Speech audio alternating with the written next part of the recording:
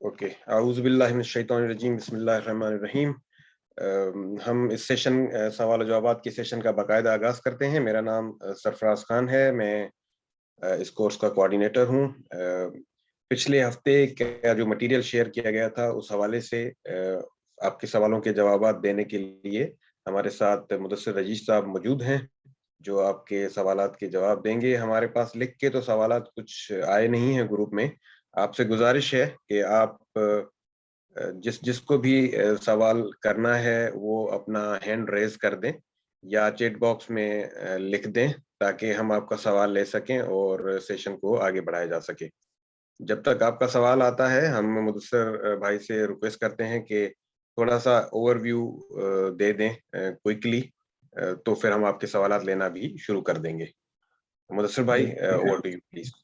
بسم اللہ الرحمن الرحیم، نحمدہ ونصلی علی رسولہ الکریم، اما بعد، رب اشرح لی صدری ویسر لی امری واحلل عقدۃ من لسانی یفقہوا قولی واجعل لی وزیرا من اہلی، آمین یا رب العالمین۔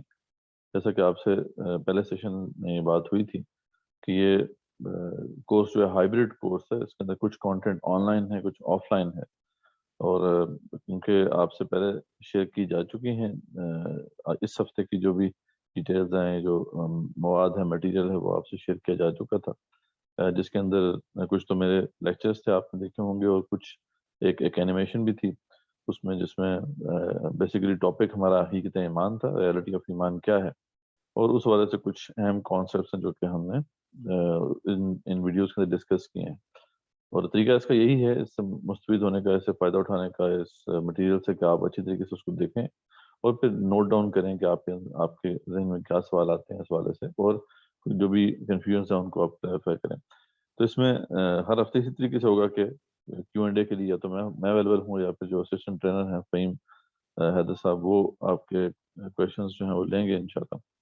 تو اس میں ایک بریف اوور ویو تو وہی ہے جو کہ ہم نے اس کے اندر پیش کر دیا ہے، وہ بیسیکلی حقیقت ایمان پہ جو ہے یہ آغاز ہوا تھا، ہم نے اسی کی ڈیٹیلز دیکھی تھیں، اس بارے سے جو مسکنسیپشنز ہیں ان کو واضح کیا ہے ان ویڈیوز کے اندر۔ تو ہوپ فلی یہ آپ نے اچھی طریقے سے دیکھ لیا ہوگا اور اپنے کویشچنز جو ہے نوٹ کر لیے ہوں گے۔ میرے خیال میں آپ ہم کویشچنز لیتے ہیں تاکہ بات آگے ہم اس کو دیکھتے چلیں۔ بہت شکریہ مدثر بھائی۔ پہلا سوال ہمارے ایک دوست ہیں جن کا نام ہے محمد ولی اللہ صاحب، انہوں نے ہینڈ ریز کیا ہے۔ محمد ولی اللہ صاحب، آپ سے گزارش ہے کہ آپ اپنے مائک کو انمیوٹ کریں اور اپنا سوال ریز کریں۔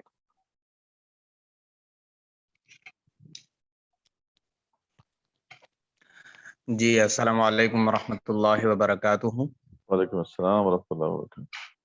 جی مولانا صاحب، میرا سوال یہ ہے کہ جو ایمان کی حقیقت کے بارے میں معجزے کے متعلق جو دو سطح ہیں معجزے کے متعلق، ایک ڈائریکٹ معجزہ ہے جس طرح فرعون کے سامنے اور جادوگر کے سامنے موسیٰ علیہ الصلوۃ والسلام کے واقعے میں تذکرہ ہو چکا ہے۔ تو ڈائریکٹ معجزے کے سلسلے میں تو قرآن مجید میں آپ لوگوں نے یہاں نوٹس میں یہ شیئر کر دیا ہے، لیکن جو بلا واسطہ ہیں انڈائریکٹ، تو انڈائریکٹ میں آپ لوگوں نے کوئی ایگزامپل، کوئی مثال پیش نہیں کی۔ تو اگر مولانا صاحب آپ کی ذہن میں مجھے سمجھانے کے لیے تھوڑی سی کوئی چھوٹی سی مثال ہو آپ کے پاس، تو ہم اس کو سمجھنے کے لیے میں نے ماشاء اللہ، بڑی اچھی بات ہے کہ آپ نے اس کو تفصیل سے دیکھا، اور یہ اہم کانسیپٹ ہے جس کے حوالے سے آپ نے سوال کیا ہے۔ دیکھیں، معجزہ جو ہے اس کو مطلب اپریشیٹ اسی طرح کیا جا سکتا ہے کہ یا تو ہم اس کے ایکسپرٹ ہوں اس فیلڈ کے، جس طرح کے جادوگر تھے۔ اب جادوگر جو تھے وہ اس فیلڈ کے ایکسپرٹ تھے جس کے اندر معجزہ دکھایا گیا تھا، تو انہوں نے براہ راست اس کا جو ہے مشاہدہ کیا، اور باقی جو لوگ تھے جو کہ اس جادو کے علم سے واقف نہیں تھے، انہوں نے بالواسطہ اس کا ادراک کیا۔ یہ ادراک کی بات ہو رہی ہے، معجزے کی بات نہیں ہو رہی ہے۔ معجزہ تو ایک ہی ہے، جیسے موسیٰ علیہ السلام کے ہاتھ سے جو ہے ایک معجزہ صادر ہوا، اور اللہ تعالیٰ کی طرف سے انہوں نے چیلنج بھی کیا اس کے اوپر۔ وہ کیا تھا؟ جو عصا تھا اس کو انہوں نے پھینکا اور وہ سانپ بن گیا، اور اسی طریقے سے ہاتھ جب بغل میں ڈالا تو پھر وہ چمکنا شروع ہو گیا۔ تو یہ ان کے معجزات تھے۔ انہیں پر چیلنج کیا تھا موسیٰ علیہ السلام نے اللہ تعالیٰ کے حکم سے. تو اب ان معجزات کو سمجھنا کیسے آپ سمجھ سکتے ہیں ان کو کہ یہ واقعی معجزات ہیں؟ تو یہ اس حوالے سے دو پھر اس کی جو ہے نا کیٹیگریز بنتی ہیں. ایک کیٹیگری وہ ان لوگوں کی بنتی ہے جو ایکسپرٹس ہیں اس فیلڈ کے, وہ تو براہ راست جو ہے اس کا ادراک کریں گے, وہ ڈائریکٹلی اس کا ادراک کریں گے کیونکہ وہ اس فیلڈ کو جانتے ہیں, جبکہ جو اس فیلڈ کو نہیں جانتے وہ پھر بالواسطہ انڈائریکٹلی اس کو سمجھیں گے. انڈائریکٹلی کیسے سمجھیں گے کہ ان کے نزدیک یہ بات بالکل واضح ان کو نظر آئے گی, اس کا وہ مشاہدہ کر سکتے ہیں کہ اس چیلنج کا جواب نہیں دیا جا سکتا. ٹھیک ہے, یعنی موسیٰ علیہ السلام نے جب چیلنج پیش کیا اور سارے کے سارے جادوگر جو ہے سجدہ ریز ہو گئے, تو باقی جو سب لوگ تھے آس پاس ان سب پر حق واضح ہو گیا. اس لیے اللہ تعالیٰ نے جو الفاظ استعمال فرمایا وہ یہی فرمایا کہ فواقع الحق, ٹھیک ہے نا, وہاں پر حق واقع ہو گیا. تو یہ ہے انڈائریکٹ ریئلائزیشن. آج کے دور میں کیسے ہوگا؟ آج کے جو معجزہ ہمارے پاس زندہ معجزہ موجود ہے وہ کیا ہے؟ وہ ہے قرآن مجید. اب اس پہ چیلنج اللہ تعالیٰ کا کہ اگر تمہیں اس پہ شک ہے وَإِن كُنتُمْ فِي رَيْبٍ مِّمَّا نَزَّلْنَا عَلَىٰ عَبْدِنَا فَأْتُوا بِسُورَةٍ مِّن مِّثْلِهِ. تو جیسے ایک صورت لے آپ, ٹھیک ہے. اب ایک اس کی ریئلائزیشن ڈائریکٹ ہے, ایک اس کا ادراک ڈائریکٹ ہے, براہ راست ہے. وہ کن کو حاصل ہوگا؟ جو ایکسپرٹ ہوں گے عربک کے اندر, کیونکہ قرآن کا جو معجزہ ہے وہ عربی فصاحت و بلاغت کے حوالے سے.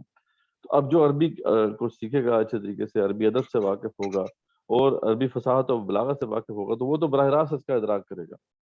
ہاں, وہ لوگ جو اس کے ایکسپرٹس نہیں ہیں, جن میں ہم سب تقریباً آ جاتے ہیں, ان کا عربک جو ہے وہ تو ایک بہت بڑا سمندر ہے. تو ہمارے نزدیک یہ ہم ادراک کر سکتے ہیں بڑی آسانی سے کہ قرآن کے جو چیلنج ہے اس کا جواب نہیں دیا جا سکتا. ٹھیک ہے, تو ہم اس طریقے سے انڈائریکٹلی بالواسطہ قرآن کے معجزہ ہونے کا ادراک حاصل کریں. تو یہ معجزے کا ادراک حاصل کرنے کے حوالے سے جو ہے نا دو مختلف اس کی کیٹیگریز بنتی ہیں. یہ معجزات کی بات نہیں ہوتی, معجزہ تو ایک ہی ہے, پہلے بھی معجزہ ایک ہی تھا, یعنی جو دکھا دیا گیا تھا. اب اس کا ادراک حاصل کرنا تھا اس طریقے سے. ہوپ فلی امید ہے آپ کے سامنے یہ بات کلیئر ہوگی. جی جی بالکل.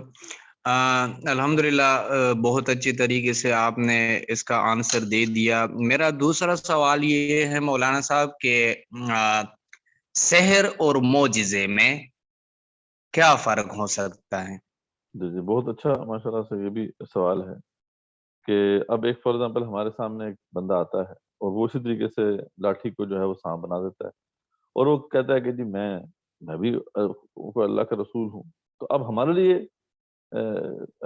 ہم کیسے جج کریں گے کہ یہ بندہ جو ہے وہ جھوٹ بول رہا ہے, یہ بندہ جادو کر رہا ہے؟ تو اس کے لیے بھی جو اس کا جواب قرآن مجید میں ہی موجود ہے, اور یہ بات بڑی لاجیکل بھی ہے کہ جب بھی کبھی ایسا ہوگا کہ کوئی جادوگر اپنے جادو پر چیلنج کرے گا, اب تو چیلنج کرے گا, یہ سوال نہیں پتا ہوتا کہ وہ چیلنج کرے, کیونکہ اس کو پتا ہے کہ یہ انسان کے بس کی بات ہے. وہ چیلنج کر کے اپنی اس کی پروفیشنل ڈیتھ ہو جائے گی. یعنی یہ ایک اللہ تعالیٰ نے ایسا نظام رکھا ہوا ہے ہر انسان کے اندر کہ وہ ایسا کوئی دعویٰ نہیں کر سکتا جس کو اس کو پتا ہے کہ جس کے بارے میں کہ وہ رد ہو جائے گا, کیونکہ اگر اس کا دعویٰ رد ہو گیا تو اس کا پھر کیریئر ختم ہے. تو اس لیے وہ کبھی دعویٰ نہیں کرے گا. اگر دعویٰ کر بھی دے گا ایسا تو پھر ذری بات ہے وہ زیادہ دیر تک چل نہیں سکتا, کیونکہ انسان کی چیز ہے, انسان اس کو توڑ دے گا. تو اس لیے اللہ تعالیٰ قرآن میں فرماتے ہیں کہ وَلَا يُفْلِحُ السَّاحِرُونَ, کہ دیکھو جو جادوگر وہ کبھی کامیاب نہیں ہو سکتے. تو اس لیے ہم بڑے سیف ہیں اس لحاظ سے کہ جو معجزہ ہوتا ہے اس کے اوپر چیلنج کیا جاتا ہے وہ ہمیشہ برقرار رہتا ہے, اسے کوئی اس کا جواب کوئی نہیں دے سکتا. لیکن جادوگر اگر ایسی بات کرے گا تو آج نہیں تو کل, ہاں کچھ دیر تک لوگوں کو بیوقوف بے شک وہ بنا لے گا, لیکن آج نہیں تو کل برل اس کی یہ بات رد ہو جائے گی اور اس کا جھوٹا ہونا ثابت ہو جائے گا. تو یہ جو چیلنج ہے نا معجزے کے ساتھ, یہی اس بات پر ایک مبرہن دلیل ہے, اور یہی معجزے کو باقی سب چیزوں سے ممیز کرتی ہے. چیلنج, درائل, جو تحدی جسے کہتے ہیں, وہ جب تک ہم اسٹیبلش نہیں ہو جاتی اس وقت تک کوئی بھی جو عمل ہے اسے ہم معجزہ نہیں مانیں. ٹھیک ہے, تو یہ ہے جو تفریق ہو سکتی ہے اس کے لیے. جی میرے ساتھ ایک دوست بیٹا ہوا ہے گل رفیق صاحب, وہ آپ سے مولانا صاحب کو کوئی ایک کویسچن کرنا چاہتا ہے. ضرور کریں گے. مولانا صاحب السلام علیکم. وعلیکم السلام. بہت دلی خوشی ہوئی کہ اللہ تعالیٰ نے ہمارے اس ملک میں بھی ایسے بھی ذیلی ادارے پیدا کیے جو ایمان کی طرف قائل ہوئے اور ایمان کے تصدیق کے متعلق ہمارے ساتھ منسلک ہے. بہت دلی خوشی ہے وہ مجھے ہو رہی ہے کہ شکر الحمدللہ کہ ہمارے پاکستان میں بھی ایسے لوگ ہیں جو ایمان کی طرف لا رہے بندے کی کروٹ ہے کہ بندے کو انسان کو یہ پتہ چلے کہ ایمان ہے کیا چیز. اور میرا آپ سے مولانا صاحب ایک سوال ہے کہ ایمان کی قسمیں کتنے ہیں؟ بالقلب بھی ہم کہہ سکتے ہیں, صدور سے بھی کہتے ہیں, زبان سے بھی کہتے ہیں, لیکن اصل ایمان کی قسمیں کتنے ہیں؟ دیکھیں ایمان کے حوالے سے مختلف اس کی قسمیں بنتی ہیں, ڈیپینڈ کرتا ہے کہ ہم کس طرح ایمان کو انالائز کر رہے ہیں. ایمان تو بڑا ایک کمپریہنسو کانسیپٹ ہے, ایک بڑا ہی حماقید تصور ہے. جیسے فار ایگزامپل آپ نے دیکھا ہوگا باللسان بھی ہے اور بالقلب بھی ہے, یہ بھی اس کی دو کیٹیگریز بنتی ہیں. باللسان یہ ہے کہ زبان سے بس اقرار کر دیا, قلب سے بالقلب تو یہ ہے کہ جب تک کہ قلب کے اندر اس کی جو گہرائی ہے نہیں اتر گئی اس وقت ہم اسے ایمان بالقلب نہیں کہتے. پھر ہم نے جو شعوری اور غیر شعوری ایمان کی بات کی کہ شعوری ایمان وہ ہوتا ہے جس کے اندر دل بھی مطمئن ہو, عقل بھی مطمئن ہو, ٹھیک ہے, جو کہ آج کل ناپید ہے. اور غیر شعوری ایمان یہ ہے کہ جس کے اندر صرف دل کا اطمینان ہو کچھ کسی حد تک, عقل جو ہے مطمئن نہ ہو. تو یہ بھی کیٹیگریز ہیں. پھر عقلی ایمان اور غیر عقلی ایمان بھی, ایسا ایمان جس کے اندر عقل کا عنصر شامل ہو, یعنی عقل بھی مطمئن ہو جائے, اسے ہم عقلی ایمان کہیں گے. جس کے اندر جو ہے عقل جو ہے مطمئن نہیں ہوتی وہ غیر عقلی ایمان ہوگی, اس کی کیٹیگری ہوگی. تو یعنی یہ ڈیپینڈ کرتا ہے کہ کوئی اسٹینڈرڈ ایسی ڈیفینیشن تو نہیں ہے, لیکن یہ ہے کہ ڈیپینڈ کرتا ہے کس طریقے سے ہم اس کو جو ہے انالائز کر رہے ہیں, کس طریقے سے ہم اس کے کس پہلو کو کھول رہے ہیں. تو کیٹیگرائزیشن کا مطلب یہ ہوتا ہے نا, کسی چیز کو جب ہم کیٹیگرائز کرتے ہیں یا اس کی ہم قسمیں بیان کرتے ہیں تو بیسیکلی اس کو ایکسپلین کر رہے ہوتے ہیں, اس کے مختلف جہتوں کو ایکسپلین کر رہے ہوتے ہیں. تو یہ بیسیکلی جو ہے بیسس ہے اس کی. تو یعنی ملٹیپل کیٹیگریز ہو سکتی ہیں. ہم نے جو فوکس کیا تھا, یعنی جو پہلے آپ کو مواد شیئر کیا نا, وہ شعوری اور غیر شعوری ایمان کو فوکس کیا. وہ اس لیے کیونکہ اس کی بہت زیادہ ضرورت ہے آج کے دور میں. جیسے آپ نے خود کہا کہ ایمان پہ بات کرنے والے کوئی نہیں ہے, ایمان کو ڈسکس نہیں کیا جا رہا. یہاں پر یہی بات ہو رہی ہے کہ ٹھیک ہے آپ جو ہے صحبت میں بیٹھ جائیں, صحبت صالحین اختیار کریں, آپ اچھے اعمال کریں, تو کثرت یعنی آپ جو ہے کثرت سے اعمال کریں, اذکار کریں تو ایمان بڑھ جائے گا. اس میں کوئی شک نہیں ہے, یہ بھی ایمان کا ایک جو ہے ایسپیکٹ ہے. یہ ہمارا جو ایمان ہے اس کے دو ذرائع ہیں, ایک قلب ہے اور دوسرا پھر جو ہے ہمارا دماغ ہے, یعنی جو ہمارا ذہن ہے. تو عقل کے ذریعے سے جو یا ذہن کے ذریعے سے جو کلیئر ہو کے ایمان آتا ہے, وہ اگر نہیں ہے پھر ٹوٹلی ہمیں ریلائی کرنا پڑے گا قلبی ایمان کے اوپر, یعنی وہ جو ایمان جو دل سے جس کا تعلق ہے. ہاں وہ ایمان جو ہے وہ بڑھ جاتا ہے جب آپ کی صحبت میں بیٹھتے ہیں, جب صحبت سے نکلتے ہیں تو وہ کم ہو جاتا ہے, ٹھیک ہے. لیکن شعوری ایمان وہ ہوتا ہے جس کے اندر عقل بھی مطمئن ہوتی ہے. جو عقلی ایمان ہے یا عقل کا جو پہلو ہے, جب یہ مطمئن ہو جاتا ہے نا تو پھر صحیح معنوں میں ایمان کو اسٹیبلٹی ملتی ہے. ایمان جو ہے وہ ایک سطح پہ برقرار رہتا ہے. ورنہ یہ ہے کہ ایمان کے اندر فلکچویشن ہوتی ہے, کبھی اوپر کبھی نیچے. اور یہی وجہ ہے کہ کیونکہ ایمان پہ ہی ڈیپینڈ کرتا ہے کردار. تو جب غیر شعوری ایمان کا معاملہ یہ ہے کہ جب اوپر نیچے ہوتا ہے تو کردار بھی اوپر نیچے ہوتا ہے, اور اس کی وجہ سے پھر جو ہے منافقانہ کردار ہمارے سامنے آتے ہیں. کبھی وہ اچھے کام کرتے ہیں, کبھی برے کام کرتے ہیں. اس وقت ہمیں شعوری ایمان کی ضرورت ہے. ایمان کی ایک بہت بڑی سورس ہے, وہ ہم نے بند کر دی. ٹھیک ہے, ہم نے یہ سمجھ لیا کہ جناب عقل سے تو ہم ثابت نہیں کر سکتے یہ چیزیں, تو بس اب ہم نے آنکھیں بند کر کے ماننا ہے. اب آنکھیں بند کر کے ماننا جو ہے اس کے اندر قلب کی گواہی ہو سکتی ہے, کیونکہ ظاہری بات ہے ہم سب جو ہے جب پیدا ہوئے تو ہم نے سب, ہماری جو ارواح تھی انہوں نے آخر عہد تو کیا تھا اللہ تعالیٰ کہ الست بربکم قالوا بلا شہدنا, قرآن میں آتا ہے. تو اس گواہی کی بنا پر ہر شخص جو ہے کسی نہ کسی حد تک اپنے اندر ایک جھکاؤ رکھتا ہے اللہ کی طرف بھی اور دین اسلام کی طرف بھی, دین فطرت کی طرف بھی.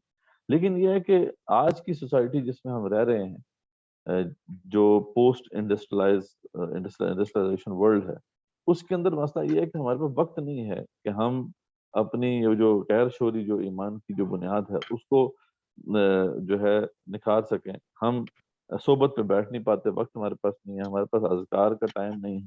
اور پھر یہ ہے کہ جس قسم کے پرورٹڈ ورلڈ میں ہم اس وقت موجود ہیں, اس کی وجہ سے ہمارا قلب ایسے بھی داغدار ہے, وہ زنگ آلود ہے.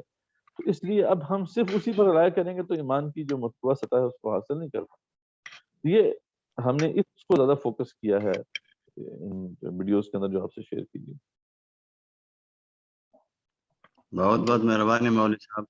میرے پاس موبائل ہے وہ سادہ ہے, ہم دونوں جو ہے نا میں اور ولی اللہ صاحب ایک دونوں کو ڈیل کر رہے ہیں، آپ کے نالج میں ہو، ہم دونوں ایک جگہ پہ بیٹھے اور انشاءاللہ ہر کلاس میں ہم اٹینڈ کریں گے، اور آپ کا بہت بہت شکریہ انشاءاللہ۔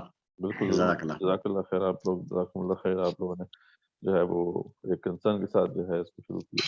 انشاءاللہ اللہ تعالیٰ آپ کا یہ جو ہے جی محنت کرنا قبول فرمائے، اور اس کے ذریعے سے آپ کو ایمان کی گہرائی نصیب ہو اور کردار کی پختگی نصیب ہو۔ آمین۔ مولانا صاحب میں ایک آخری سوال آپ سے پوچھنا چاہتا ہوں کہ یہ قرآن مجید میں جس طرح سورہ انفال میں مومنین کی صفت بیان کی جا چکی ہیں یا صحابہ کی کہ فزادتہم ایمانا، ان کا ایمان بڑھ جاتا ہے، ہم تو بعض لوگوں سے یہ سنتے چلے آ رہے ہیں کہ ایمان مثلا ایک فرشتوں کا ایمان ہے، ایک انبیاء کا ایمان ہے، ایک ہمارا ایمان ہے عام لوگوں کا۔ تو اس کے حوالے سے یہ قرآن مجید میں جو الفاظ آتے ہیں کہ ایمان مع ایمانہم یا فزادتہم ایمانا، اس کی تھوڑی سی آپ مجھے تفصیل لے دے تاکہ ہم اس آیت پہ سمجھ سکے کہ اس کا در حقیقت کیا مسئلہ ہے، کیونکہ آلریڈی ایمان تو ہم قبول کر چکے ہیں، تو پھر ایمان پر ایمان اس کا تھوڑی سی وضاحت کر دے سر۔ وہی بات ہے کہ ایمان کی ایک بیس لیول، ایک منیمم سطح تو ہے ہمارے اندر الحمدللہ، ہر مسلمان کے اندر ہے۔ تو کیونکہ ہم مسلمان گھرانے میں پیدا ہوئے، ہم آس پاس جو ہے مسلمانوں کو دیکھا یا کوئی نماز پڑھتے ہیں، اعمال کرتے ہیں، تو ہمارے ہر شخص کے اندر چاہے وہ جیسے اعمال میں کمی بھی کیوں نہ ہو اس کے اندر، تو بہرحال ایمان کی ایک سطح تو موجود رہتی ہے۔ لیکن ایک ہے کہ پھر جیسے آپ کمال ایمان کہتے ہیں، یعنی وہ ایمان جو کہ جو ہے بڑھتا ہے، کیونکہ ایمان کی جو اوور آل سطح ہے وہ ایک جگہ پہ نہیں رہتی، وہ ہم خود محسوس بھی کرتے ہیں۔ تو وہاں پہ بات ہوتی ہے نا کہ جب ان کے سامنے آیات پیش کی جاتی ہیں، ٹھیک ہے، تو پھر وہ زیادتہم ایمان ہے، تو ان کے ایمان میں اضافہ ہو جاتا ہے۔ اس طریقے سے مختلف کیفیات کا ذکر ہے صحابہ کرام رضی اللہ عنہم اجمعین کی۔ تو یہ بیسیکلی ایمان کے بڑھنے کے حوالے سے بات ہو رہی ہے کہ ایمان ایز اے ہول، یعنی ایمان جو ہے اس کی بیس سطح تو ہے ہی، لیکن اس سے اوپر جیسے جیسے کوئی اچھے اعمال کرے گا، اچھی صحبت میں بیٹھے گا، یا غور و فکر کرے گا کائنات کے اندر، سورہ آل عمران میں تو آتا ہے نا کہ ان فی خلق السماوات والارض واختلاف اللیل والنہار لآیات لأولی الالباب، ٹھیک ہے، تو بے شک زمین آسمان کی تخلیق میں اور رات اور دن کے آنے جانے میں سوچنے والوں کے لیے نشانی ہے۔ تو الذین یذکرون اللہ قیاما وقعودا وعلی جنوبہم یتفکرون فی خلق السماوات والارض، تو وہی کبھی اللہ کو یاد کرتے ہیں وہ لوگ، کبھی جو ہے وہ کائنات کی جو مظاہر ہیں ان کے اندر غور و فکر کرتے ہیں۔ تو یہ وہ ساری ذرائع ہیں جس کے ذریعے سے ہم ایمان کو بڑھا سکتے ہیں، ایمان کے لیول کو جو ہے بلند کر سکتے ہیں۔ تو یہی وہ کیفیات ہیں جو مختلف صحابہ کرام کے حوالے سے قرآن میں بیان کی گئی ہیں۔ جیسے سورہ انفال میں بھی آتا ہے کہ جب ان کے سامنے قرآن کی آیات پڑھی جاتی ہیں تو کیا ہوتا ہے کہ ان کے دل ڈر جاتے ہیں، وجلت قلوبہم، ٹھیک ہے، اور ان کے ایمان میں بھی اضافہ ہو جاتا ہے۔ تو قرآن کی آیات کو سمجھ کے پڑھنے سے واقعی ایمان بڑھتا ہے، اگر واقعی صحیح معنوں میں سمجھ کے پڑھ لیں۔ تو یہ ساری کیفیات ہیں۔ اور وہی بات جو فرشتوں کے حوالے سے بات ہے، اور باقی جو یعنی نبی رسول اللہ علیہ السلام کا ایمان ہے، تو ظاہر بات ہے وہ اس حوالے سے بڑی خوبصورت ایک حدیث بھی ہے، اس میں یہ ساری باتیں بیان کی گئیں۔ رسول اکرم صلی اللہ علیہ وسلم نے ایک دفعہ پوچھا تھا کہ عاجب ایمان کس کا ہے، خوبصورت ایمان کس کا ہے، تو اس پہ جو ہے صحابہ کرام رضی اللہ عنہم اجمعین نے جو ہے وہ یہ کہا تھا کہ خوبصورت ایمان جو ہے وہ فرشتوں کا ہوگا۔ تو آپ سے فرمایا تھا کہ نہیں، وہ کیسے جو ہے وہ ایمان لائیں گے، وہم عند ربہم، وہ تو رب کے پاس ہیں، وہ تو رب سے حکم دیتے ہیں۔ پھر انہوں نے کہا تھا کہ یہ انبیاء رسول علیہ السلام کا ہوگا، تو اس پہ آپ سے فرمایا تھا کہ ہم کیسے ایمان لائیں گے کہ ہم پر تو وہی اترتی ہے، یعنی ہم کیسے ایمان لائیں گے۔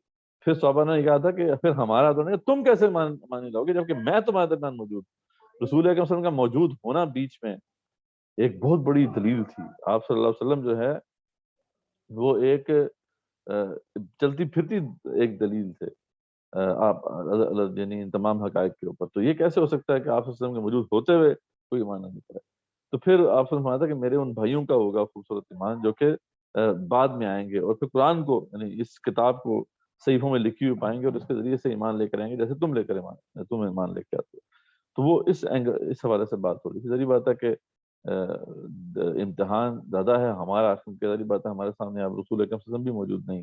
ہمارے جو ہے ہمارا معاملہ یہ انبیاء رسول اللہ والا بھی نہیں ہے کہ ہمارے اوپر وہی اتر جائے. نہ یہ ہے کہ ہم کو فرشتے ہیں کہ جو ہم اللہ تعالیٰ سے براہ راست حکم لے لیں. ہاں ہمارے درمیان بارہ قرآن مجید موجود ہے، یہ معجزہ قرآن موجود ہے جس کی بنا پر ہم ایمان لے کے آ سکتے ہیں، اور بالکل ایک مبرہن دلیل ہے جو اللہ تعالیٰ نے بتایا. بہت شکریہ محمد ولی اللہ صاحب. ابھی ہم ایک دوسرے دوست کا سوال لے لیتے ہیں، اس کے بعد اگر آپ نے پھر بھی کوئی سوال کرنا ہے تو ہم آپ کے پاس دوبارہ واپس آپ کی مائک کو انمیوٹ کر دیں گے. تو ابھی ہمارے پاس ہینڈ ریز کیا ہے ارسلان اللہ خان صاحب نے. آپ سے ریکویسٹ ہے کہ آپ اپنی مائک کو انمیوٹ کریں.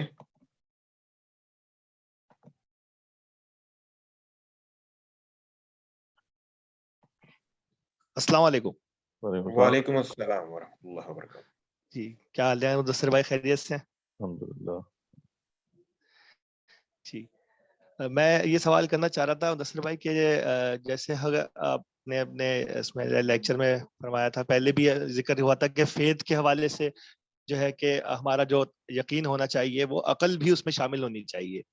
تو اس کے اندر یہ کہ آج کے دور کے اندر ہم جو دیکھتے ہیں کہ جو مغرب کے جو مطلب مغرب پرست ٹائپ کے اسٹوڈینٹس ہوتے ہیں، وہ بھی اکثر یہ بات کہتے ہیں کہ بھائی جو چیز ہماری عقل میں آئے گی ہم اس کو مانیں گے.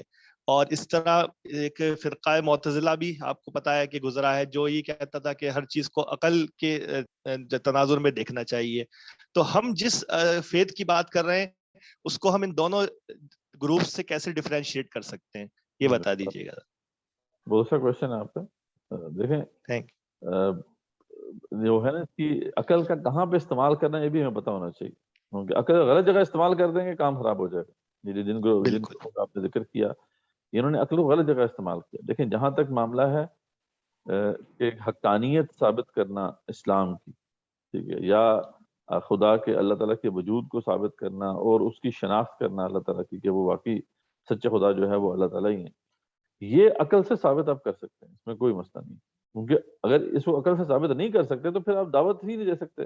تو دعوت کی بنیادی یہ ہے کہ اللہ تعالیٰ نے اس کے تمام دلائل وہ ہمیں دیے ہیں، تاکہ ایک ایسا غیر مسلم جو اگر کسی غیر مسلم گھرانے میں پیدا ہو گیا تو اس کا یہ قصور تو نہیں تھا نا، تو اس کے سامنے ایسے مبرہن دلائل ضرور ہونے چاہیے. یہ اللہ تعالیٰ کی صفت عدل کا تقاضا ہے، یہ صفت عدل کا تقاضا ہے کہ ایسے دلائل ضرور موجود ہونے چاہیے کہ جو اس کو کنونس کر سکیں کہ واقعی اسلام ہی برحق ہے. تو جہاں تک مسئلہ ہے کہ ہم نے اسلام کو برحق ثابت کرنا ہے اور اللہ تعالیٰ جو کہ سچے خدا ہیں ان کے وجود کو اور ان کی شناخت کو ثابت کرنا ہے، تو بالکل عقل سے ہم فیصلہ کریں گے اور کر سکتے ہیں. وہ الگ بات ہے کہ ہم یہ بات نہیں کر رہے جو ہے کہ صرف عقل سے ہی ثابت آپ کر سکتے ہیں. ہم کہہ رہے ہیں قلب کی گواہی بھی موجود ہے، ٹھیک ہے، اور اس کی بنیاد وہ روح ربانی ہے، اور وہ روح ربانی جس نے اقرار کیا تھا اللہ تعالیٰ کے سامنے، تو ہم اس کو بھی ڈینائی نہیں کر رہے. لیکن ہم کہہ رہے ہیں کہ بہرحال سوللی اگر آپ عقل پہ سے پرکھیں گے تو آپ ثابت کر سکتے ہیں. رہی بات آگے، اس سے آگے کے جو سارے معاملات ہیں، اب جیسے کلام کی بحثیں ہیں یا اسلامک جو فلسفی میں ڈسکشنز ہیں، کہ اب وہ ہیں کہ اللہ تعالیٰ کی ذات و صفات کے والے سے جو مباحث ہیں، یا پھر جو دین کے دیگر احکامات ہیں ان کی حکمتوں کو سمجھنا ہے. تو یہاں پر عقل جو ہے اس کی ثانوی حیثیت رہ جاتی ہے. یہاں پہ یہی آپ دیکھیں گے جو بتا دیا ہمیں اس کو ماننا ہے، ٹھیک ہے، وہ ہمارے عقل سے ویسے ہی بیونڈ ہے، ہمارے عقل سے ویسے ہی پرے ہے. ہمیں بتا دیا گیا کہ نماز پڑھنی ہے، اب نماز پڑھنی ہے، اب یہ اللہ کا حکم ہے، یہ ہمیں دیکھنا ہے. جب اللہ کو ہم نے پہچان لیا کہ ہمارا رب ہے، اب اس کا حکم ہے، بس یہ آپ نے تحقیق کرنی ہے. حکم آ گیا، اب عقل بند، اب عقل کی کوئی حیثیت نہیں رہتی. عقل کو استعمال آپ کر سکتے ہیں صرف اس بات کی تائید حاصل کرنے کے لیے، ٹھیک ہے. دیگر احکامات ہیں، دیگر جو ہے شریعت کے قوانین ہیں، ان کی کیا حکمت ہے اس کو آپ سمجھنے کے لیے عقل استعمال کر سکتے ہیں، اور کی بھی ہے. بعد میں بڑے بڑے ہمارے اسکالرز جو ہیں انہوں نے اس حوالے سے کتابیں لکھی ہیں. خود شاہ ولی اللہ دہلوی رحمۃ اللہ نے جو حجت اللہ البالغہ لکھی تھی، اس کے اندر یہی بیسیکلی جو ہے تفسیرات ہیں نا کہ کیا حکمتیں ہیں اللہ تعالیٰ کے احکامات کی. تو حکمتیں سمجھنے کی کوشش ہوگی، لیکن عقل جو ہے اس پہ حتمی فیصلہ نہیں دے گی. عقل سے ہو سکتا ہے یہ بات نہ سمجھ آ رہی ہو، لیکن پھر بھی ہم نے ماننا ہے کیونکہ اللہ تعالیٰ کا حکم. تو یہاں پر جو ہے ہمیں ڈیوائڈ کرنا پڑے گا، یہ لائن ڈرا کرنی پڑے گی. اللہ تعالیٰ تک پہنچنا ہے، دین حق تک پہنچنا ہے، عقل استعمال کریں، عقل سے آپ کو حتمی فیصلہ مل جائے گا. اس سے آگے کا جو ڈومین ہے، چاہے وہ اللہ تعالیٰ کی تفصیلات ہیں، چاہے وہ آخرت کی تفصیلات ہیں، چاہے وہ تقدیر کے حوالے سے دیگر تفصیلات ہیں، وہاں پر عقل شاید اس کو سمجھ جائے، شاید نہ سمجھ سکے. تو تب بھی جو ہے اگر نہیں بھی سمجھ پاتی ہم نے پھر بھی جو ماننا وہی ہے جو اللہ تعالیٰ نے بتا دیا ہے قرآن و سنت میں. اللہ تعالیٰ نے بتا دیا قرآن میں، اور رسول اللہ صلی اللہ علیہ وسلم نے بتا دیا ہے احادیث کے اندر. تو اس حوالے سے ہمیں بڑے واضح طور پہ ڈسٹنکشن کرنی ہوگی. ٹھیک ہے، ہر جگہ پہ عقل استعمال نہیں ہوگی. عقل کو اگر غلط جگہ پہ استعمال کریں گے تو پھر اس سے جو ہے وہ گمراہی پھیلے گی، جیسا کہ پھیلتی ہے، آپ کو پتہ ہے. ہوپ فلی یہ کلیئر ہوگا. بہت شکریہ ارسلان اللہ خان صاحب. مدثر بھائی، اگلا سوال ہم لیتے ہیں چیٹ باکس میں. ہمارے ایک دوست ہیں بلال احمد شاہین نے ایک سوال لکھا ہے کہ جادو اور کرامت میں کیا فرق ہے. ان کا دوسرا سوال بھی ہے، آپ اس کا سوال کا جواب دیں تو ہم ان کا پھر اس کا سوال بھی لیں. کہ جو جیسے ہم نے پہلے بتایا تھا نا کہ 3 چیزیں ہیں، معجزہ، کرامت اور جادو. ٹھیک ہے، تو دیکھیں کرامت بھی ایک ایسا خارق عادت جو ہے ایک واقعہ ہوتا ہے کہ جو آپ وہی بات ایکسپلین نہیں کر پاتے، اپنی یعنی ہیومنلی ایکسپلینیبل نہیں ہوتا کہ بھی یہ چیز کیسے ہوگی، لیکن اس پہ کوئی چیلنج نہیں ہوتا. کرامت پر کبھی چیلنج نہیں ہوتا. کرامت کا ظہور اللہ تعالیٰ کے نیک بندوں سے بھی جو ہے وہ ثابت ہے. عمر بن خطاب جو ہے آپ کو پتا ہے کہ میدان جنگ کو دیکھ لیا تھا، وہ بہت پتہ نہیں کتنے میلوں دور تھے، اور یا ساری الجبل جو ہے وہ بتا دیا تھا، حکم وہ مطلب دیا تھا کہ حضرت ساری کہ وہاں پہ پہاڑ کی طرف آئیں. تو یہ چیز جو ہے مطلب بالکل موجود ہے. مطلب یہ اب اس کے بارے میں اس کے حوالے سے اور بہت سے دلائل آپ کو صحابہ کرام کی زندگیوں سے بھی مل جاتے ہیں. تو یہ کرامت کہتے ہیں، لیکن اسے معجزہ نہیں کہہ سکتے. معجزہ وہ ہوتا ہے جس کو پیش کیا جاتا ہے. اچھا، جو پیش کرنے والا وہ جب چاہے اس کو پیش کر سکتا ہے، اور اس پہ چیلنج بھی کرتا ہے اللہ کو، اور وہ چیلنج جو ہے وہ پورا نہیں ہو سکتا. تو یہ معجزہ ہوتا ہے. تو کرامت میں جو ہے چیلنج نہیں ہوتا، جبکہ جادو تو بالکل ہوتا ہی کچھ نہیں. اس کی تو بنیادی آنکھوں کا دھوکہ ہوتا ہے. وہ ایکچولی وہ مطلب واقع ہوتا ہی نہیں، وہ بیسیکلی آنکھوں کا دھوکہ ہوتا ہے، اور اس کے علاوہ کوئی ہے. تو یہ فرق ہے کہ کوئی ایسا واقعہ سامنے رونما ہوا ہے جو کہ عادت سے ہٹ کر ہے، تو ہم اسے دیکھیں گے کہ اس پہ چیلنج ہے یا نہیں ہے. چیلنج نہیں ہے تو پھر وہ کرامت ہے. دوسری بات یہ ہے کہ کرامت کبھی بھی آن ڈیمانڈ نہیں پیش کی جا سکتی. اب عمر بن خطاب نے ایک ہی دفعہ بس وہ کہا تھا یا ساری الجبل، اس کے بعد کبھی ایسا نہیں ہوا کہ اب وہ ہر دفعہ یہ کر سکتے تھے، ہر میدان جنگ کو دیکھ سکتے تھے. وہ ایک ون آف ایک معاملہ ہوا، میدان جنگ کو انہوں نے دیکھ لیا اللہ تعالیٰ کے حکم سے، اور حکم اور ایک بات جو ہے پہنچائی جو میلوں دور جو ہے سنائی دی. یہ بس ایک دفعہ ہوا. لیکن معجزہ وہ ہوتا ہے جو جب چاہے اللہ کے نبی یا اللہ کی طرف سے جو بھی نمائندہ ہے اس کو پیش کر سکتا ہے، اور اس پہ چیلنج کر سکتا ہے، جیسا کہ موسیٰ علیہ السلام کے ہاتھ میں معجزہ ہے، جیسا کہ عیسیٰ علیہ السلام کے ہاتھ میں معجزہ ہے. تو ہوپ فلی یہ جو ہے نا فرق آپ کو واضح ہو.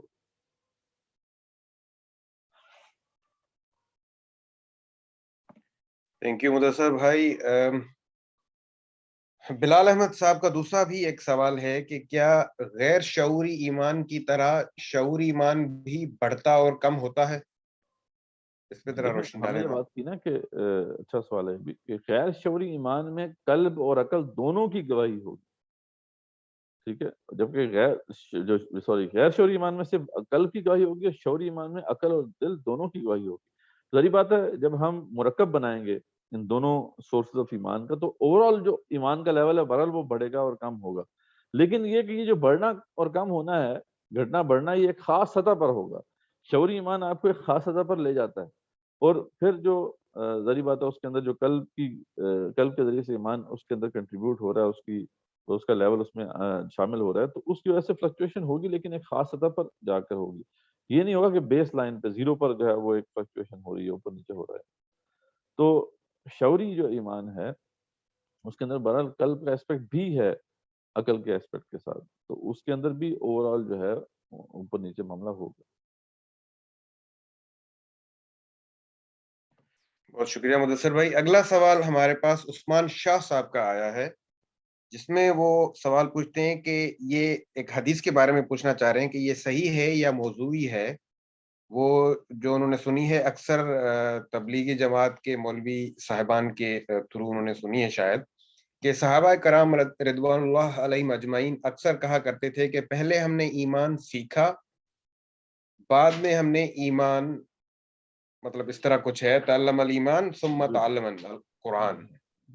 تو اس کے بارے میں ذرا روشنی ڈالیں کہ یہ حدیث صحیح ہے یا موضوع کے حساب سے ہے.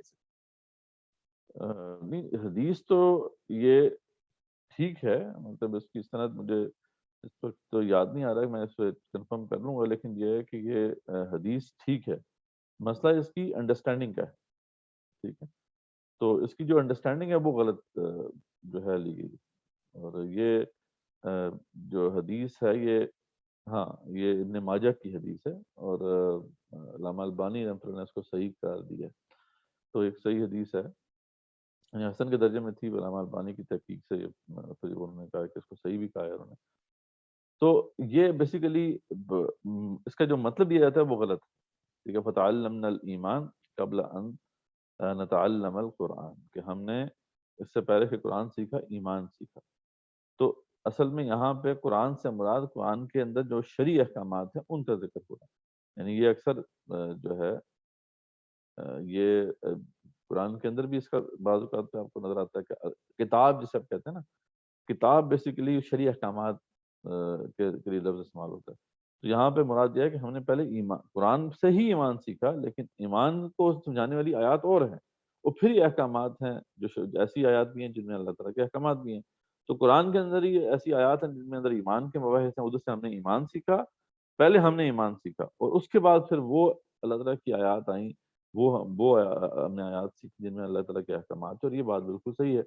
مکی دور میں جو قرآن نازل ہوا آپ کو پتا ہے اس کے اندر احکامات بہت کم ہیں، اس کے اندر زیادہ تر مباحث جو ہیں وہ ایمان کے ہیں. تو صحابہ کا یہ کہنا بالکل درست ہے. تو اصل میں یہ انڈرسٹینڈنگ غلط ہی جاتی ہے، اور یہ بہت ظلم کیا جاتا ہے جب ایسے کہتے ہیں آپ. یہ قرآن کی ایک طرح سے پھر توہین ہے. آپ کہتے ہیں کہ جی ایمان جو ہے ہم نے پہلے سیکھ لیا پھر قرآن سیکھا، یعنی قرآن کی طرف سے ایمان نہیں ملے گا. تو یہ تو ان اللہ و انا الیہ راجعون پڑھنے والی بات ہے. قرآن ہی سے ایمان آپ کو ملے گا صحیح والا، اور اس کے بعد پھر قرآن ہی سے پھر آپ کو اللہ کے احکامات جو ہیں وہ سمجھ میں آئیں گے. تو یہ اس کی انڈرسٹینڈنگ. بہت شکریہ. محمد ولی اللہ صاحب نے اپنا ہاتھ ریز کیا ہوا ہے، ان کو ہم دوبارہ ریکویسٹ کرتے ہیں کہ اگر ان کا کوئی سوال ہے، کیونکہ ہمارے پاس کوئی اور سوال نہیں ہے، تو ان سے پوچھ لیتے ہیں. جی مولانا صاحب، میرا سوال یہ ہے کہ ایمان اور اسلام ان دونوں میں کیا فرق ہے؟ اور جو علم الکلام کے جو بحث میں ہم سنتے چلے آ رہے ہیں کہ ایمان مرکب ہے یا ایمان بسیط ہیں، تو ایمان مرکب اور ایمان بسیط ان دونوں پہ تھوڑا سا سمجھا دے، اور مومن اور مسلم یا ایمان اور اسلام ان دونوں میں کیا فرق ہے؟ دیکھیں، جہاں تک معاملہ ہے کہ یہ جو اسلام اور ایمان کا، تو وہ بڑا سمپل ہے. وہ قرآن مجید میں ہی یہ ڈسٹنکشن موجود ہے. جو ہے اسلام کے بارے میں وہ جو آتا ہے نا، قالت الاعراب آمنا قل لم تؤمنوا ولکن قولوا اسلمنا، تو سورہ حجرات میں اس کا ذکر آ گیا کہ قرآن مجید میں جو اللہ تعالیٰ نے اس کو ڈسٹنکشن یہ کی ہے کہ جب بدو نئے مسلمان ہوئے تو انہوں نے کہنا شروع کر دیا کہ ہم مومن ہو گئے. تو اللہ تعالیٰ نے کریکٹ کیا کہ نہیں، تم جو ہے یہ کہہ سکتے ہو کہ تم مسلمان ہو گئے ہو، ایمان ابھی تک تمہارے دلوں میں داخل نہیں ہوا. یعنی ایمان صحیح معنوں میں اگر کسی کے اندر آ گیا ہے تو اس کے پھر کردار کے اوپر اس کا ایک امپیکٹ نظر آنا چاہیے. ٹھیک، کردار اگر درست نہیں ہے تو اس کا مطلب یہ ہے کہ ایمان صحیح معنوں میں ایک بندے کے قلب میں نہیں جو ہے وہ اچھی طریقے سے وہ سرایت کیا ہوا. تو اب اس کے باوجود بھی اگر کوئی اچھے اعمال کرتا ہے تو وہ اسلام کے اللہ تعالیٰ فرماتے ہیں کہ ویسے تو اصول تو یہ ہونا چاہیے نا کہ اگر ایمان ہے تبھی جو ہے عمل قبول ہونا چاہیے، لیکن اللہ تعالیٰ نے یہاں پہ ایک چھوٹ رکھی ہے کہ جب تک انسان جو ہے وہ اچھے اعمال کرتا رہے گا یا اللہ تعالیٰ کے فرائض جو ہے اور واجبات ادا کرتا رہے گا، چاہے اس کے دل میں صحیح معنوں میں ایمان ابھی نہیں آیا، تب بھی اللہ تعالیٰ اس عمل کو ضائع نہیں کریں گے. ٹھیک ہے. تو یہ بیسیکلی جو ہے فرق ہے کہ ایک بندہ جب مسلمان ہو جاتا ہے تو صرف ابھی بے شک وہ اس کا عمل نہ بھی ہو، اس کے اندر اس کے کردار میں نکھار نہ بھی آیا ہو، تو اسے ہم کہہ سکتے ہیں کہ وہ اب اسلام کے درجے میں ہے. لیکن ایمان جب صحیح معنی میں سمجھ میں آ جائے گا تو اس کا پھر اثر نظر آنا چاہیے ہمارے جو ہے جوارے کے اوپر، ہمارے آس پاس. تو یہ بیسیکلی اسلام اور ایمان میں اس لحاظ سے فرق ہے کہ اسلام صرف جو ہے وہ اگر زبان سے بھی آپ کو اقرار کر لے گا تو وہ ایکسیپٹیبل ہے، لیکن ایمان کا تو مطلب یہ ہے کہ عمل کے اندر اس کی تبدیلی واقع ہونی چاہیے. باقی پھر یہ جو ہے ایمان مرکب اور ایمان بسیط، یہ پھر یہ ساری پھر کلامی اصطلاحات ہیں جو کافی پھر کمپلیکیشنز ہیں اس کے اندر. اس لیے ہم اس کو اس لیے نہیں کرتے کہ ہم کوشش کرتے ہیں کہ زیادہ سے زیادہ ہم قرآن کی اصطلاحات کو ہی زیادہ بیان کریں اور اس کے ذریعے سے ہم اس چیز کو لوگوں کے سامنے واضح کریں. ہاں اگر ہم ڈیٹیل اس کی جو ہے مباحث میں جائیں گے، اس کے کمپلیکسٹیز میں جائیں گے، تو پھر ہم ان اصطلاحات کو بھی کھول سکتے ہیں. تو ابھی جو ہے یہی اسی پہ ہمیں جو بیسک انڈرسٹینڈنگ ہے ایمان کی جو قرآن کے ذریعے سے ہمارے سامنے آتی ہے اس پہ فوکس کرنا چاہیے. یہ ہے اس کا ابھی. جزاکم اللہ خیر الجزا. اللہ تعالیٰ آپ کو آپ کے علم میں اور بھی اضافہ فرمائے، اور انشاءاللہ وقتاً فوقتاً جس طرح ہمارے ذہنوں میں آپ کے بھیجے ہوئے نوٹس سے یا جتنا ہم خود پڑھ چکے ہیں اس جزاکم اللہ خیر الجزا. اور کوئی کوشچن ہے کسی کا؟ بہت شکریہ محمد ولی اللہ صاحب. ایک سوال آیا ہے مدثر بھائی بلال احمد شاہین کی طرف سے ہی، جو انہوں نے پہلے کیا تھا سوال جادو اور کرامت کے حوالے سے، اسی کو کنٹینیو کرتے ہوئے وہ پوچھ رہے ہیں کہ دیکھنے والا یہ کیسے جان سکتا ہے کہ یہ جو سامنے والا بندہ ہے وہ کرامت دکھا رہا ہے یا یہ جادو ہے؟ اس کو ڈفرینشیٹ کیسے کیا جائے؟ لیکن اس کے لیے وہی میں نے بتایا نا کہ اول تو سب سے پہلے آپ یہ دیکھیں گے کہ وہ چیلنج کر رہا ہے یا نہیں کر رہا، کیونکہ یہیں سے مسئلہ کلیئر ہو جائے گا. دیکھیں کرامت ویسے بھی کوئی دلیل نہیں ہے. کرامت جو ہے اس شخص کے لیے تو دلیل ہو سکتی ہے جس سے سرزد ہوئی ہے یا جو ہے اس کا کوئی ظہور ہوا ہے، ورنہ صحیح معنی میں کوئی دلیل نہیں ہے جس کو آپ پیش کر سکیں. اصل دلیل معجزہ ہی ہے. اور اگر جادو کو پیش کر رہا ہے تو اول تو بات ہے چیلنج نہیں کرے گا. چیلنج کرے گا تو بس وہ تھوڑی دیر تک اس کو آبزرو کریں، دیکھیں، اس کا چیلنج ختم ہو جائے گا.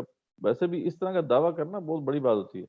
یہ کوئی بیوقوفی کرے گا. اگر وہ پتا ہے کہ میں انسان ہوں اور میں اس طرح کا دعویٰ کر دوں گا تو کوئی دوسرا انسان لے کے آ جائے گا تو میری تو بنیاد ہی ختم ہو جائے گی.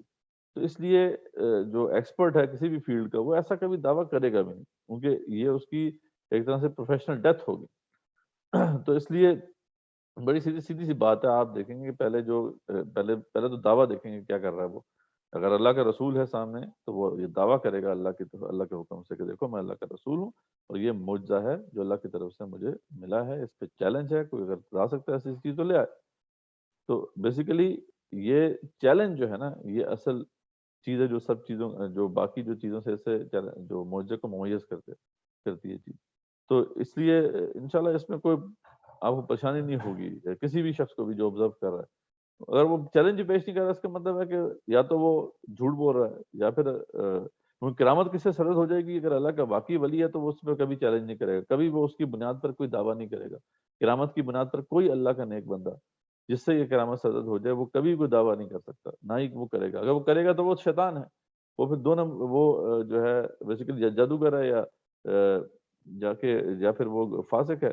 تو اس لیے چیلنج ہی اصل چیز ہے جو کہ آپ دیکھیں گے، اور انشاءاللہ اس سے ایک بات جو ہے بالکل واضح طور پہ ہمارے سامنے آ جائے گی.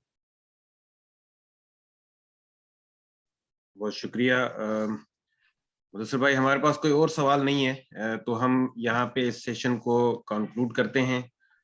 سب سے گزارش یہ ہے کہ برائے مہربانی میں نے جو لنک چیٹ باکس میں بھی شیئر کیا ہے، گروپ میں بھی شیئر کیا ہے، اس میں آپ اپنی حاضری لگوا لیں لائیو سیشن کی.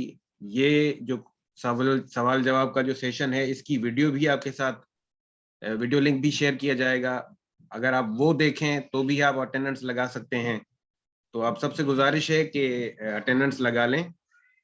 تاکہ آپ کی جو حاضری ہے وہ ریکارڈ کی جا سکے، کیونکہ اس کورس کو کوالیفائی کرنے کے لیے 60% حاضری ضروری ہے۔ تو آپ سب لوگوں کا بہت شکریہ۔ آپ کے ساتھ دوبارہ لنک شیئر کیے جائیں گے، اگلے ہفتے کا مٹیریل آپ سے شیئر کیا جائے گا۔ تو stay tune to the group, WhatsApp group, اور آپ سب کے ساتھ ہم رابطہ قائم رکھیں گے۔ جزاکم اللہ خیر۔ اس کے علاوہ بھی اگر کوئی سوال ہو تو آپ واٹس ایپ کے تھرو مجھے بھیج سکتے ہیں ڈائریکٹلی، پھر آپ کا سوال نوٹ کر دیا جائے گا اور اگلے سیشن میں اس کو پیش کیا جائے گا مدثر بھائی کے سامنے یا فہیم بھائی کے سامنے۔ ایک اور تو بات بہت جو شکریہ مدثر بھائی، ایک بات کوئی اگر آپ کا اس کمنٹ۔ کے بعد پھر ہم اس سے کنکلوڈ کر دیتے ہیں۔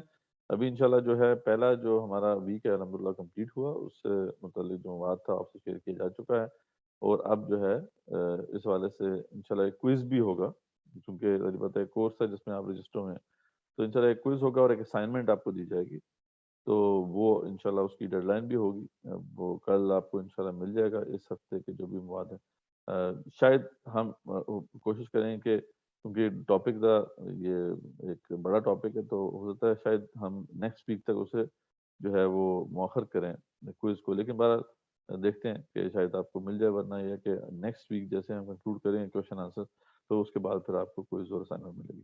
تو اس لیے اپنے نوٹ ضرور بنائیں، جو بھی کوئی کانسیپٹ کلیئر نہیں ہوتا، جیسے بڑے اچھے سوال پوچھے لوگوں نے یہاں پر جو کانسیپچل کویشچنس تھے، تو کانسیپٹ کلیئر نہیں ہوتے، آپ ضرور ہم سے جو ہے رابطہ کریں، سوال تو یہ ہیں آپ ان کو بھیج سکتے ہیں، اور انشاءاللہ ہم اس کے جواب جو ہیں آپ کو دیں گے، اور کویشچن آنسر سیشن بھی انشاءاللہ چلتے رہیں گے ویکلی، تاکہ آپ لائیو بھی آ کے اس میں کویشچن پوچھ سکیں۔